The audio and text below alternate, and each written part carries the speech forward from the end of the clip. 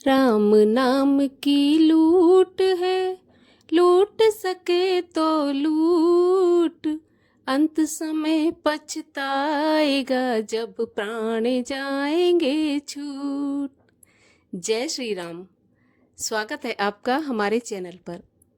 आज की इस वीडियो में आप सुनेंगे राम जी के जन्म की कथा, जो कि रामनवमी के अवसर पर सुनना अति फलदायक बताया गया है।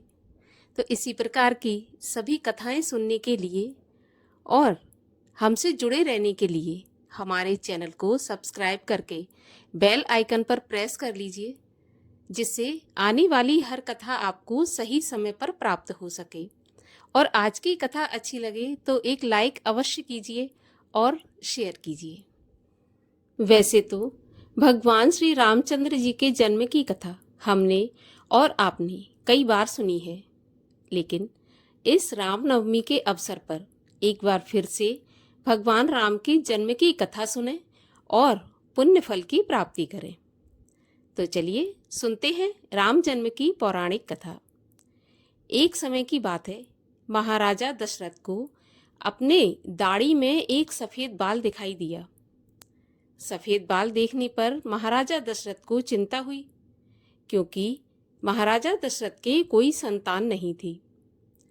महाराज ने सोचा कि मैं वृद्धावस्था की ओर जा रहा हूँ और मेरे कोई संतान नहीं है, तो आगे चलकर अयोध्या के राज्य का क्या होगा। बस इसी समस्या के निराकरण के लिए महाराज दशरथ अपने गुरु वशिष्ठ के पास पहुंचे। जब उन्होंने वशिष्ठ जी को अपनी चिंता का कारण बताया, तो ऋषि वशिष्ठ ने महाराज दशरथ को संतान प्राप्ति यज्ञ करने का सलाह दी और कहा कि आप श्रृंगी ऋषि द्वारा संतान प्राप्ति यज्ञ कीजिए, निश्चित रूप से आपको संतान की प्राप्ति होगी। तब महाराज दशरथ ने पुत्र प्राप्ति के लिए यज्ञ आरंभ करने की मन में ठान ली।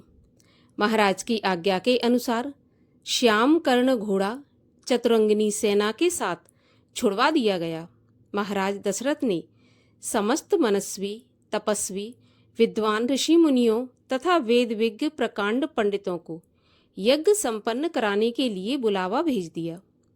निश्चित समय आने पर समस्त अभ्यागतों के साथ महाराज दशरथ अपने गुरु वशिष्ठ जी तथा अपने परम मित्र अंग देश के अधिपति लोभपाद के जामाता श्रृंगी ऋषि को लेकर यज्ञ मंडप में पधारे।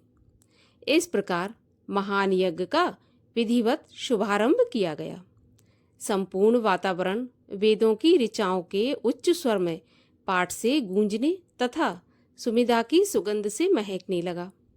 समस्त पंडितों, ब्राह्मणों, ऋषियों आदि को यथोचित धन धान्य गौ आदि भेंट करके सादर विदा करने के साथ यज्ञ की समाप्ति हुई। राजा दशरथ ने यज्ञ के प्रसाद अर्थात खीर को अपने महल में ले जाकर अपनी तीनों रानियों में बांट दिया। प्रसाद ग्रहण करने के बाद तीनों रानियों ने गर्भ धारण किया। जब चैत्र मास के शुक्ल पक्ष की नवमी तिथि को पुनर्वसु नक्षत्र में सूर्य, मंगल, शनि, बृहस्पति तथा शुक्र अपने अपने उच्च स्थानों में विराजमान थे, कर्क लग्न का उदय होते ही महाराज दशरथ की बड़ी रानी कौशल्या के गर्भ से एक शिशु का जन्म हुआ, जो कि नीलवर्ण, चुंबकीय आकर्षण वाले, अत्यंत तेजोमय, परम कांतिवान तथा अत्यंत सुंदर थे। उस शिशु को देखने वाले देखते ही रह जाते थे। इसके पश्चात शुभ नक्षत्रों और शुभ घड़ी में महारानी कैकेयी के एक तथा तीसरी रानी सुमित्रा के 2 तेजस्वी पुत्रों का जन्म हुआ। संपूर्ण राज्य में आनंद मनाया जाने लगा। महाराज के 4 पुत्रों के जन्म के उल्लास में गंधर्व गान करने लगे और अप्सराएं नाचने लगीं। देवता अपने विमानों में बैठकर पुष्प वर्षा करने लगे। महाराज ने उन्मुक्त हस्त से राजद्वार पर आए भाट चारण तथा आशीर्वाद देने वाले ब्राह्मणों और याचकों को दान दक्षिणा दी। पुरस्कार में प्रजाजनों को धन धान्य तथा दरबारियों को रत्न आभूषण प्रदान किए। चारों पुत्रों का नामकरण संस्कार महर्षि वशिष्ठ के द्वारा किया गया और उनके नाम कौशल्या के पुत्र का रामचंद्र और कैकेयी के पुत्र का भरत और सुमित्रा के 2 जुड़वा हुए थे, उनके पुत्रों का नाम लक्ष्मण और शत्रुघ्न रखा गया। जैसे जैसे भगवान राम की आयु बढ़ने लगी, वैसे वैसे रामचंद्र जी में गुण भी बढ़ने लगे और प्रजा में लोकप्रियता भी बढ़ने लगी। इसके परिणाम स्वरूप अल्पकाल में ही वे समस्त विषयों में पारंगत हो गए। उन्हें सभी प्रकार के अस्त्र शस्त्रों को चलाने, हाथी घोड़े एवं सभी प्रकार के वाहनों की सवारी में उन्हें असाधारण निपुणता प्राप्त हो गई और वे हमेशा अपने माता पिता और गुरु की सेवा में लगे रहते थे। इस प्रकार था रामचंद्र जी का जन्म की कथा और उनका चरित्र। इसके अलावा रामनवमी के दिन राम रक्षा स्तोत्र का पाठ, रामायण का पाठ करना भी अति शुभ फलदायक माना जाता है। रामायण के बालकांड का पाठ करना भी बहुत शुभ माना जाता है। भगवान श्री रामचंद्र जी के नाम की महिमा बहुत बताई गई है। भगवान भोलेनाथ ने स्वयं पार्वती जी को भगवान राम के नाम की महिमा का वर्णन किया है और भोलेनाथ स्वयं भी भगवान श्री रामचंद्र जी के नाम का जाप करते रहते हैं और राम जी ही भगवान भोलेनाथ के इष्ट देव हैं।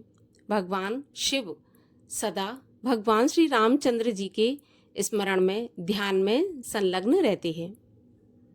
तो राम नाम का जाप इस संसार सागर से पार उतरने के लिए सबसे सरल और सबसे उत्तम साधन है।